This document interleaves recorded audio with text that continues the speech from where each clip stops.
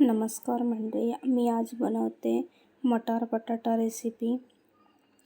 त्यासाठी मी कढईमध्ये तेल, त्यात हिंग, कढीपत्ता, कांदा चांगला भाजून घेतला आहे। त्यानंतर त्यात टोमॅटो टाकला आहे, ते चांगलं भाजून घेतलं आहे।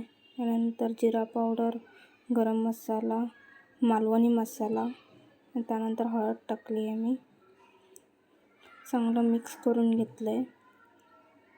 त्यानंतर मी त्यात मटार बटाटा टाकला आहे, चांगलं मिक्स करून घेतलं आहे परत एकदा, आणि मी गरम पाणी त्यात टाकलं आहे।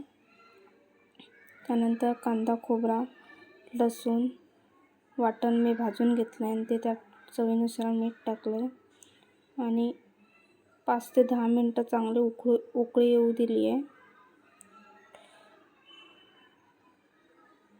त्यानंतर त्यात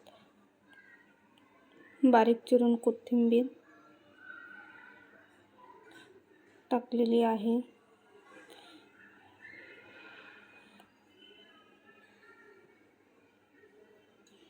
परत एकदा चांगली उकळी येऊ देणार 5 मिनटं। मटार हे आता ताजे आलेले असतात, त्यामुळे ते पटकन शिजतात, जास्त वेळ लागत नाही। आणि इथे आपली मटार बटाटा उसळ रेडी आहे। मालवणी मसाल्याने कलर पण एकदम छान आला आहे।